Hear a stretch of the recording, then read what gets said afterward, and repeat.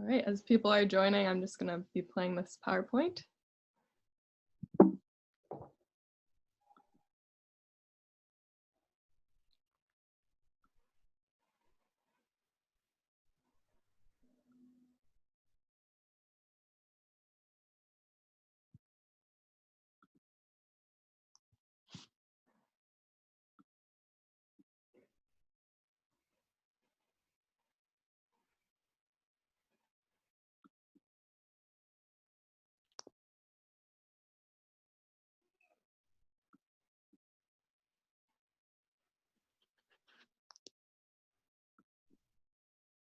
Just wait a few more seconds as a few more people are joining.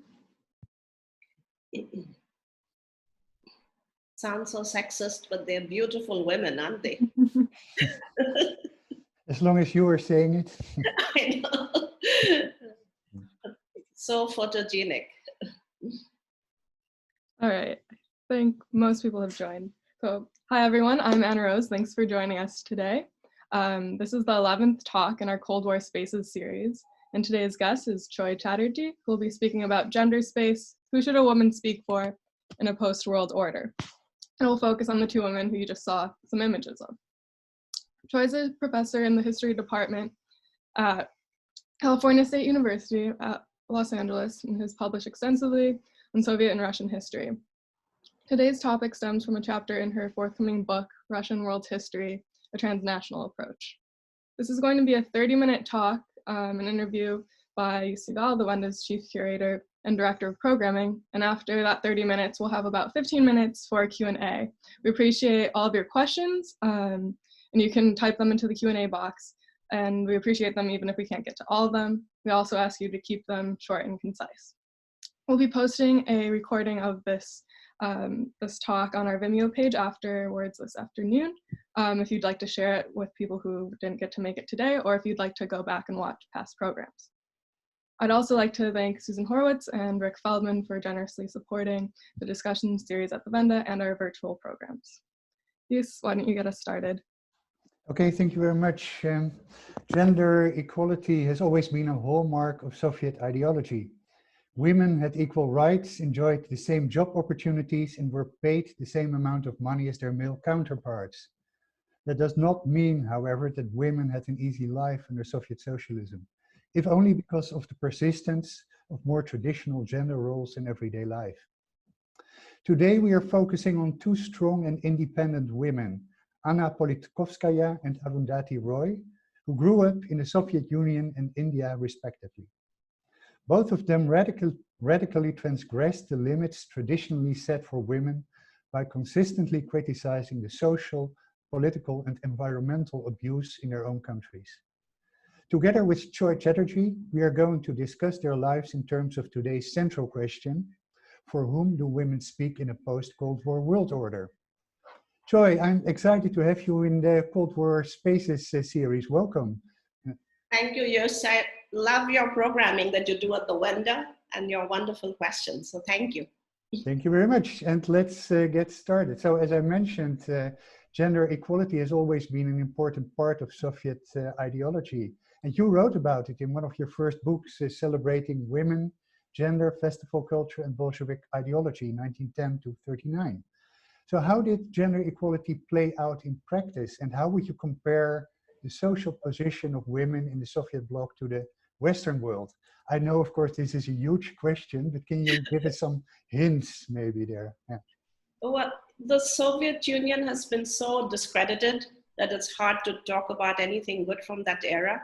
But I continue to feel that their commitment to gender equality was something very real. And we must remember this is 1917, where we had a few suffragettes in England and a few suffragettes in Europe, and that was the sum total of feminist activity. And this was a country that declared in its constitution that they wanted women to get jobs, to get an education, to have support in running their families. And the Soviet Union instituted what we would call affirmative action for women policies long before the West ever dreamt of it. Now, did that mean that the women were equal or they had easy lives?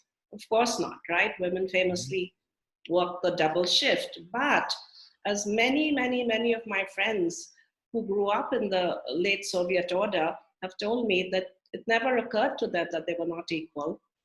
It never occurred to them that they couldn't get a university education, and it never occurred to them that they couldn't be a professional woman. Now, if you think of that around the world, very few countries offered a platform like that. And I know Western feminists have been very critical of the Soviet feminism, but I come from India, where I look at what was not done for women and what was done in the Soviet Union to me was admirable, despite all the problems of the Soviet experience. Interesting. And then speaking about India, which is the second part of our discussion today, how would you compare the social position of women in India in comparison to both the Soviet world and the Western world? So India, unlike the Soviet Union, is a federal system. It's highly decentralized. So each states pretty much run their states as they think fit. So for example, the state of Kerala, where Arundhati Roy comes from, they have had a communist government for many, many decades with great commitment to gender equality, economic equality, and to education. And so over there, you can see that the literacy rates are incredibly high, right? In other parts of India, northern India, Uttar Pradesh, Bihar, we still see a very strong patriarchal ideology, but we do have a very diverse and strong public sphere. And I think one idea of women's economic gains and right to a job, that has become widespread. I don't think anybody challenges that anymore. And right. So I see a huge transformation, especially in the last 20 years in India. Interesting, yeah. And of course, this is the background for the two lives we are going to discuss. But before we dive into the careers of Anna Politkovskaya and Arundhati Roy, Choi, let me ask you, what was your methodology approaching these women, and why did you select them for your research? Well, my book, I'm trying to take a transnational approach to Russian history. And I find when you compare Russia with other countries, they seem less, I wouldn't use the word peculiar, but less idiosyncratic, right? And so the whole book is arranged as a series of chapters comparing episodes in Russian history with those of the British Empire, which I think is its closest competitor.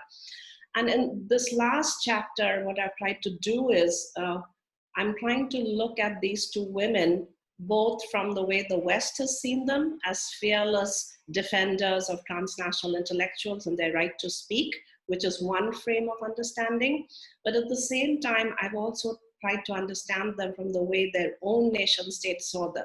So in Russia, Politkovskaya was not popular. She was seen as this hysterical woman. And every time I ask my friends about her, they roll their eyes and say, why are you even working on her, right? And Arundhati Roy is extremely popular in India among the cultural literati, but among the ruling classes, she's anathema because she's very, very critical of India. And to me, in the current climate that we live in, I think it's so important that we, in our scholarship, not just advocate for the people who we like. I certainly like Roy and Politkovskaya very much. I like the Putin administration and Modi government less, but what is my role as a scholar? Is it to curate different kinds of knowledge systems, as you are doing in your museum? And I'm a very passionate gardener, and I know that ecology works when you have diverse systems. If one plant dies, another plant takes its place, another species takes its place.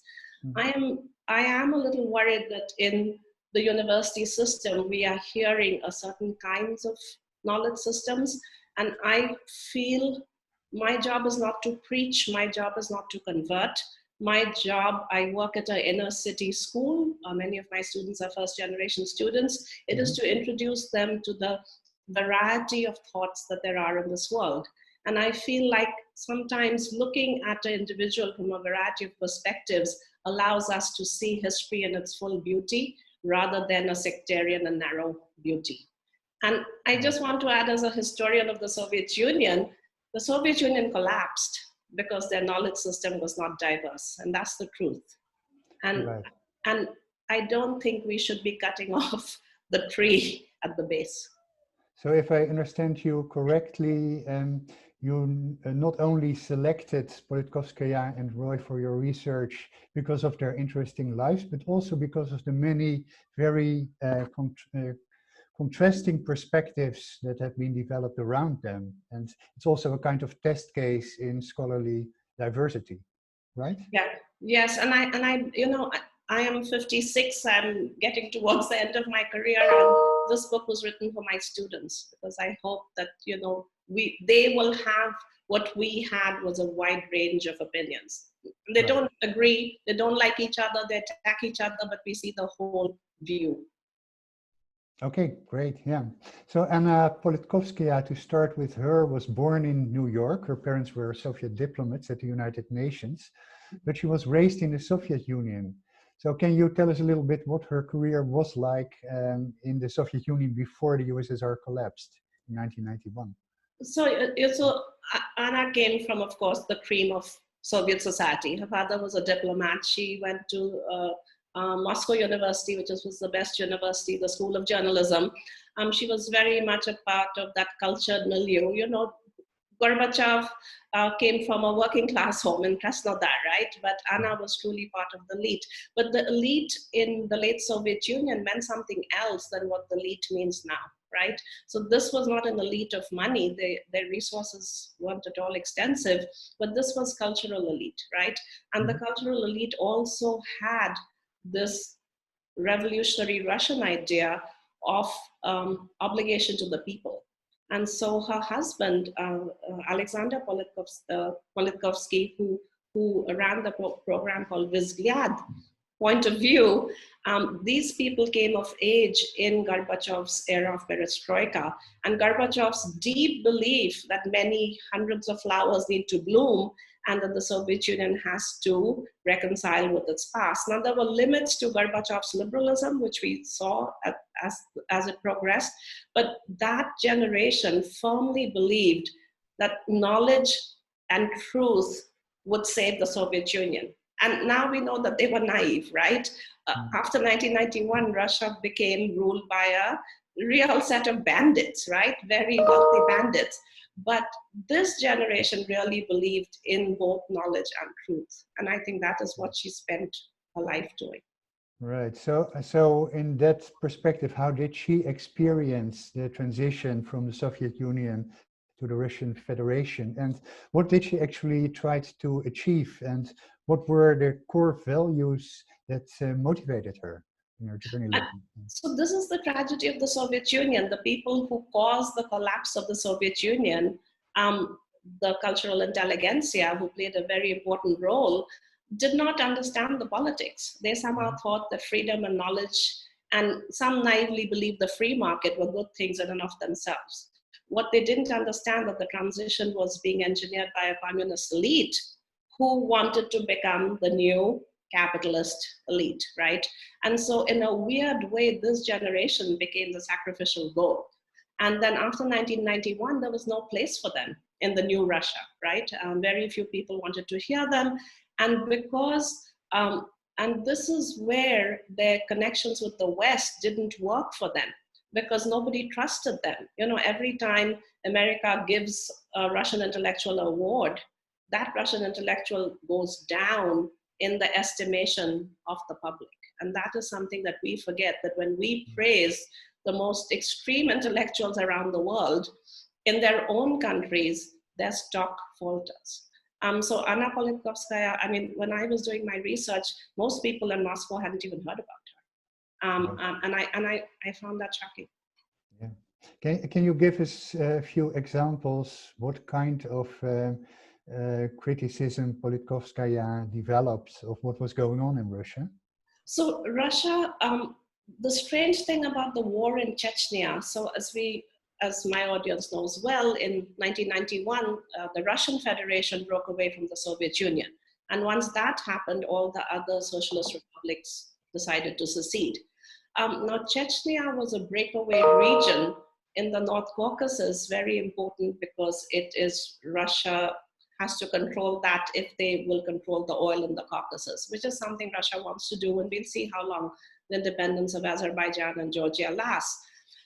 So when Chechnya wanted to break away under Dudayev, who was a highly decorated Soviet general, Yeltsin thought this would be a quick and easy war, right? If Yeltsin had read his own Russian history, he would have known the Russian Empire spent 100 years trying to conquer the North Caucasus, right? So this was not an easy people to conquer. And the war went extremely badly. And then, Putin started the second Chechen War, and then it descended into utter barbarity, right? So Russian soldiers were taking young Chechen boys hostage. They were selling the bodies back to their parents, but at the same time, the Russian soldiers were treated very badly. And she chronicled that as well, that, they were used as cannon fodder in a country that couldn't afford a war. And so she uncovered the atrocities on both sides. But what happened was Moscow found the Kadyrov family, and they became in loco parentis. So Ramzan Kadyrov then took over as a warlord in Chechnya with Putin's full support. And people were just so sick of the complete breakdown in law and order. And this is what happens. When there's anarchy, people like strong leaders. And Ramzan Kadyrov, brought back law and order. Moscow poured in money. Grozny was rebuilt. And then suddenly Anna Politkovskaya was this inconvenient person talking about atrocities that nobody wanted to hear about. Not the Chechens, not the Russians. Only the West, only a few people in the West. Right. Well, those words, law and order, we have heard more often these days. So Politkovskaya received several death threats before she was actually shot and killed in the elevator of her Moscow apartment in 2006. How would you say, does her legacy live on in Russia? And are there other people, or specifically women, who take up her cause? Well, several other women were also killed. Women journalists who were investigating Chechnya. Many journalists have been killed in Putin's Russia. She was killed the day her daughter she was expecting her first grandchild. That's the tragedy. Now, Politkovskaya, as I've said, is not widely remembered in Russia, right? But Marina Goldovskaya, who's a filmmaker at UCLA, made this stunning movie about her called A Bitter Truth. And if people are interested, please watch it. It's a series of interviews with Politkovskaya. They were friends, and I think that's the best testament. But there's a Politkovskaya award that's given for human rights and journalism. And certainly there's a lot of us, including me, who admire her greatly. Right, okay. So let's move to your other topic, Arundhati Roy, who is one of the most explicit critics of Indian and sometimes also international politics. How has growing up in India during the Cold War shaped her views, would you say? And I know that socialism and Maoism have been under discussion a lot among Indian intellectuals. How did that shape her view? So there are many, many strands of left-wing thought in India, right? And the most dominant one, of course, was the Soviet developmental model, right? Collectivized, we didn't have really collectivization of agriculture, but certainly in the state that I come from, West Bengal, many landlords were killed and much of the land was subdivided among the peasants. The central government brought in Soviet experts to build giant steel mills. We modeled many of our university system, the emphasis on science that we learned from the Soviet Union. So there was this high modernist state-based model of development, right? So that was one model. The other one was, of course, the more romantic Maoist model, right, of insurgency, of peasant insurgency. And that was very widespread. And some of those people then became very explicitly anti-development, right? They thought that when you build roads, when you open mines, the indigenous people then are deprived of access to their lands, and that has to be stopped at any cost. And then that Maoist strand then became part of a sub-environmental movement, right? So that any signs of progress were to be stopped by terror and violence if necessary. Now the thing is, nobody asked the indigenous people, right? There is this assumption that all indigenous people want to live in the state of state of nature, right? And I think sometimes we should also ask the people whose lives we are trying to save, what would they like, right? And there's a lot of controversy about that. And to stop technology in its tracks for the sake of, and believe me, I'm a passionate environmentalist, but human beings are tool-bearing animals. We learn and adapt, right? And we use technology. So Arundhati Roy was then part of that environmental. She was not a Maoist, even though she did spend some time in the jungles with the Maoists. She has a book called Walking with Comrades. But she was very anti-developmental projects, which she thought was sponsored by, the World Bank and the IMF, and certainly there was a lot of truth to it, but she was also against progress for the sake of, right? And that is a strand of environmentalism in the West also, right? There are people who think human population needs to be culled in order for Gaia to reclaim its glory. So there are many shades of environmentalism. Right. So actually there's, I would say, one interesting parallel between Politkovskaya and Roy, in that they both criticized the attempts of the Russian and Indian governments to absolutely control two separatist regions. You already mentioned Chechnya in Russia, but Roy spoke out about Kashmir in India. How would you compare these two cases? So Kashmir is a little different from Chechnya, right? And it was, sometimes scholars feel very happy, right, when we find parallels. But Kashmir is a very, very complicated region of the world because, of course, there's China, there's Pakistan, and India, right? Everyone's jockeying for the control of this territory. If India controls it, then they have access to to Central Asia, which is a market that the India government is very interested in. Kashmir is a Muslim majority province, but at 64%, that means there's a lot of non-Muslims in that province. It's been almost impossible to ascertain the wishes of the people. We've never really had a plebiscite. And informally, it seems a large majority of Kashmiris would rather be in India than in Pakistan, which is much poorer. There are, of course, hardliner separatists who want to be neither with Pakistan nor with India. But like Chechnya, geopolitics is destiny, right? Sometimes, if today Illinois or Nebraska wanted to secede from the United States, it would not be geopolitically possible, right? And I think in Kashmir, there were a couple of genocides that happened where Muslim gangs killed Kashmiri Brahmins who've been in that region for thousands of years, and nobody reported on those killings because they were Brahmins. It was okay to kill them, right? That was the subtext, right? And of course, and I don't want to go into Indian politics, but it would be very odd if the India government gave up control of Kashmir, because their geopolitical advantage over Pakistan and China would be completely gone. I'm not holding my breath waiting for truth and justice in Kashmir anytime soon. No, right. Well, okay, we should not go too deeply into Indian politics or Russian politics for that matter. But one thing that really interests me is the question, if you compare the two countries during the lives of Politkovskaya and Roy, how would you say that the political and social context differed for them in the way they were able or not able, because of censorship and criticism, to speak out?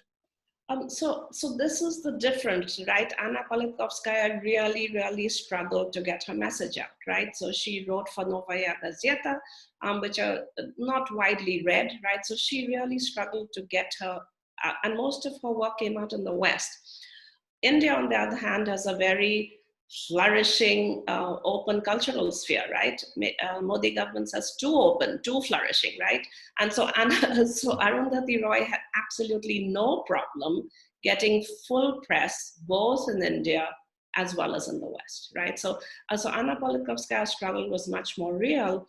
Also, Politkovskaya, when she went to Chechnya, she was kidnapped once. She was beaten up. She faced real life-threatening dangers in her reportage.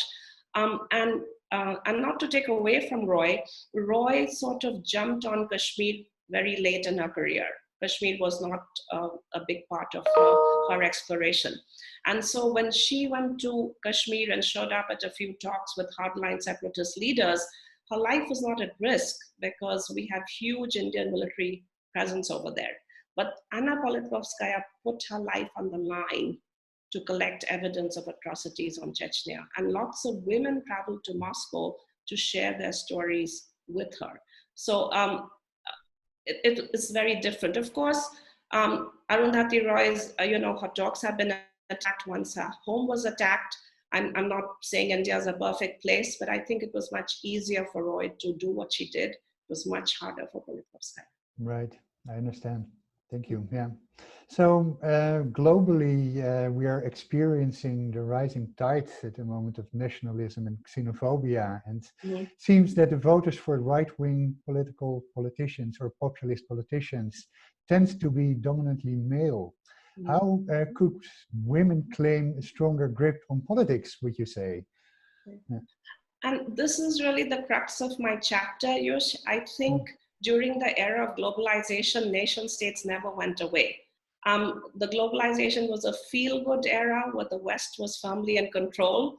And so one could talk about globalization with very strong national states, of course, the United States, and within the EU itself, right? And we're seeing some of the EU come apart, but EU was not a seamless, borderless political entity as we know. The different parts held on to their national identities. I think what we are seeing now is the velvet glove of globalization is off because the United States is no longer the dominant power. 2/3 of the world's trade is now China and India. China has emerged as a ferocious global power, and for us to continue to pretend that this is globalization of 2001 is wrong, right? And so I feel that scholars also have to adjust their scholarship. So I might believe in cosmopolitanism, right? But I have an American passport, which I travel on when I go to Russia, right?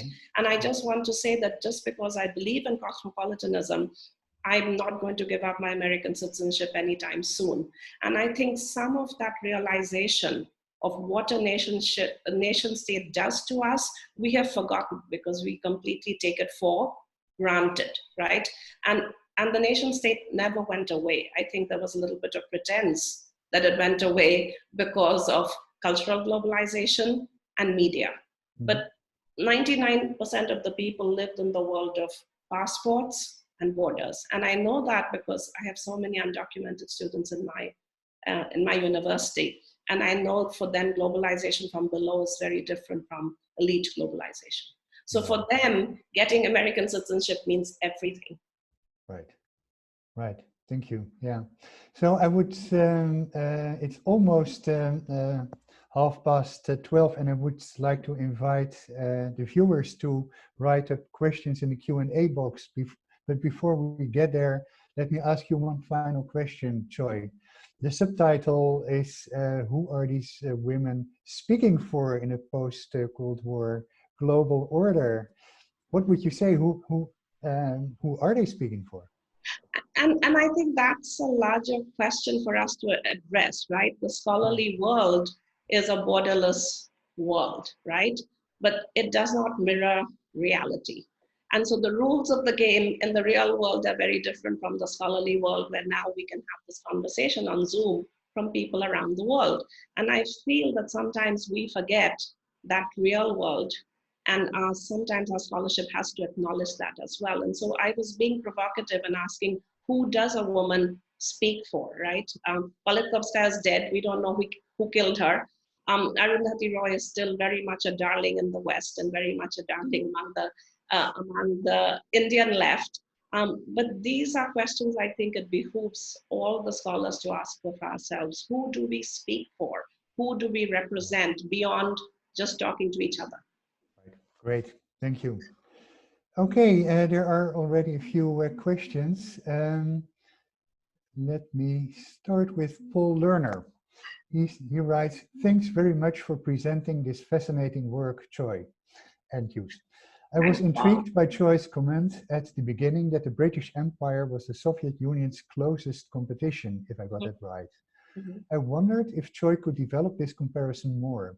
Is it central to the book project? How do empire and post-colonial studies figure into the project of globalizing Russian and Soviet history? Thanks, Paul, for the question. So I should reframe it and say that my book starts really in the 19th century, where the British and the Russian Empire were the closest competitors for world domination, and certainly they fought unceasingly over control of Asia. And then I come up to the post-Soviet era. And then I have a few chapters where I compare the Soviet Union with the British Empire. And we forget that the Soviet Union was an imperial power. On the one hand, they talked the good game of anti-colonialism. On the other hand, they were a huge imperial power. And Artemy Kalinovsky's new book on Tajikistan really exemplifies this tension about imperial power pretending to be anti-colonial power. And so Paul, I'm going through 7 chapters looking at different aspects in the British Empire and the Russian, the Soviet Union. So I look at land policies, I look at prison and incarceration, I look at historians, national historians who are trying to write a history of a nation when they were living in an empire. So I'm taking on these different ways to explore some of these tensions and to break some of the Eurocentric ways of looking at the Soviet Union as the outlier, the pathological outlier. Right. So more or less a follow-up question to this one is by Robert Edelman. Hi, Bob. How transnational is your project? Are you comparing Russia with other places as well? Yeah, Bob, I wish I had your expertise to do that. You're truly a transnational historian. I am drawing on my extensive knowledge of the British Empire, having grown up in India, and I'm really focusing on the British and the Russian Empire. It would be really fun to do something much bigger, maybe in my retirement. Right. Well, actually, you just mentioned to me that you probably won't write another book. So we'll see about that. Donna Korn asked, did the 2 women know each other? Hi, Donna. No, as far as I know, these women never met. I am so sure that Arundhati Roy must have known about her, because Arundhati Roy goes to Moscow. She went to Moscow and she did an interview with Snowden, which was broadcast, and it wasn't shown much in the West. But as far as I couldn't find any evidence that they knew each other. But I'm sure they knew of each other because the parallels are so uncanny. Yeah, but they never referenced each other directly, Never. as far as you know. No, okay. Not as far as I know. I've tried to read all their works. Great. The next question is by Bruce Holligan. Thanks to Choi Chatterjee for sharing this valuable information.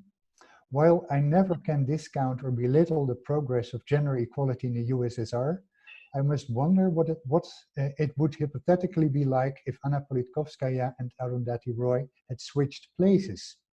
What would it be like if Roy criticized Vladimir Putin, the FSB, and the Chechen War? And conversely, what could have happened if Politkovskaya made critical comments about Narendra Modi, the Jammu and Kashmir dispute, and domestic terrorism in India? Did Roy benefit from living in an open society, unlike Politkovskaya? Well, undoubtedly, right? And the fact that every day Arundhati Roy can write something horrible about Modi government, which he does on a regular basis, that would be almost unthinkable. Now, of course, as I said, Politkovskaya was so incredibly brave, but she focused on Chechnya, right? So she focused on just one aspect. That's what her research was. Arundhati Roy criticizes the Modi government for everything that they do, right? Regardless. It could be something as giving poor people gas connections in their homes, or giving women money for them to educate their daughters. Any social policy is fair game for Arundhati Roy, right? And that is part of the joy of the Indian public sphere. People say anything, and that's okay. At one point, she even praised the Pakistani army and said, well, unlike the Indian army, they never committed genocide. That brought some interesting repercussions. On Twitter only. So. All right. Thank you. So next question is posed by Afshin Martinosgari.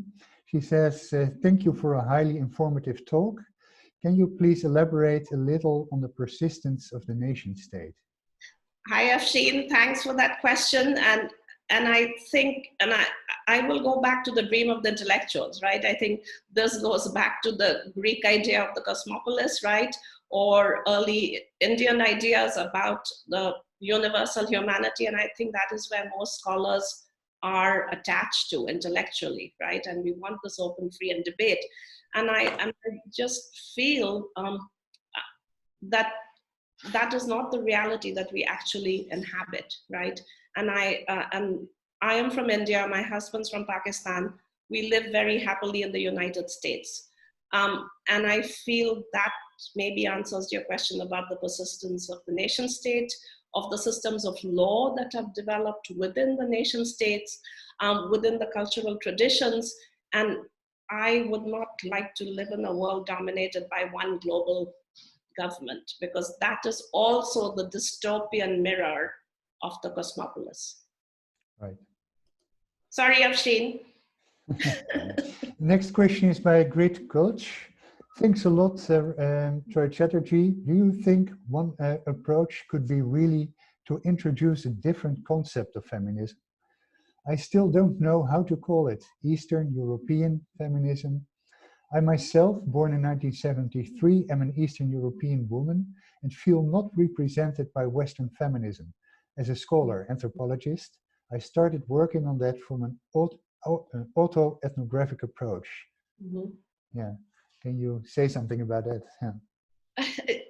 When I was growing up, it was very easy to see the East and the West.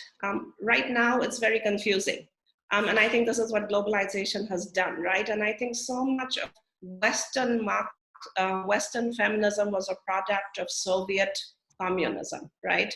So those lineages are some of the work that I've done, that so many ideas, you know, Alexander Kollontai, for example, became a darling in the 1960s when American feminists were looking for lineages of feminist thought, right? And they really had to go back to Soviet Marxist feminism to understand approaches to history. So I feel, to me, the Soviet vision of women's economic equality and educational equality is personally very, very important to me, because I find that with my immigrant students, education and a good job does more than any other ideology for bringing about a fairer society. So, so maybe I'm an old-fashioned Soviet feminist. No, but this is very good, yeah. Donna Korn has another question. Have you ever met and interviewed Arundhati Roy? I'm sorry, you cut out. So did you ever meet Arundhati Roy and did you interview her personally? I would love to. But the reason I didn't get in touch with her, because I felt I was trying to be objective in this chapter, and I felt that would be tainted if I actually got to speak to her. She's a mesmerizing speaker. I've watched her many times, and I felt I would not be able to write the critical piece of my chapter. And maybe that was cowardly of me, Donna. Maybe I should reach out to her. It's not too late. Yeah. So next question is by Sayantani Yana. She writes, thank you for the talk, Dr. Chatterjee. I'm curious what you think of Gauri Lankesh as a possible figure for comparison with Politkovskaya. Yeah, and for people who don't know, Gauri Lankesh was killed a few years ago. And again, the Modi regime was blamed for it. But like Politkovskaya, we have not much evidence. I just know less about Gauri Lankesh. I did a lot of research on Arundhati Roy, but I know many of my friends have suggested that. So maybe it's worth looking into. I'm just less familiar with her. I know she was an outspoken and very brave woman. Right, okay. There are currently no more questions in the Q&A box, but we still have a few minutes, and I would love to use that opportunity to ask you about something that I think is very striking. You are an academic scholar, historian, who is focusing very much, if not completely now, on environmental action, starting with your own garden. Please tell us something, how those two activities relate for you and what it means for you. Yeah. Well, a couple of things. I grew up in India where we were very dominated by Marxist thinking. And when I say Marxist, I just don't mean Soviet, I also mean Western European intellectual thought, which in the 70s and 80s was very, very left, right? So that was what I was raised in. My mother was a passionate gardener. I didn't really understand environmentalism until I started reading some of the Russian anarchists. And then suddenly a lot of things began to make sense of how do I connect my everyday life and activities, the larger issue of the environmentalism. And there are two things. There is the environmental movement, which is highly subsidized by some very wealthy people, it's very high profile. And then there is the everyday environmentalism, right? And so many hours in the day, but I believe if we plant a few trees, add some organic matter to our soil, put in some solar panels like Yush, bike everywhere, not own a car, that if we can align our own lives, the core of the environmental issue is consumerism, right? And so we have to start with ourselves. But Yush, I have some good news. A geologist, a biologist, and a nutritionist and I applied for a grant from the US Department of Agriculture to show to create a demonstration garden to show how we can grow food for the city, improve the soil, bring down ambient temperature, provide shade and food for pollinators, all in a little piece of land. And we've gotten news from the US Department of Agriculture that our proposal has been, they've liked it. And so I'm very excited to start on that phase of my career. And I can't wait to get back to campus. I'm feeling less and less afraid of the coronavirus every day. So fantastic. What a great way to enter this conversation. Choi Chatterjee, thank you so much for being with us today. It was truly enlightening and a great pleasure to have you. Yeah. Thank you, Joes. Thank you, Wende Museum. Thanks for everybody who attended. Okay, sure. Bye. Bye-bye. And I just want to finish by mentioning that next week I will speak with the first visual artist in our program, the New York-based Russian artist Yevgeny Fix, under the title Aesthetic Space, Artistic Interpretations of the Cold War. He did a lot of very interesting and intriguing projects reflecting on Cold War history. So if that interests you, please join me next week with Yevgeny Fix. Thank you for now and bye-bye. Bye-bye.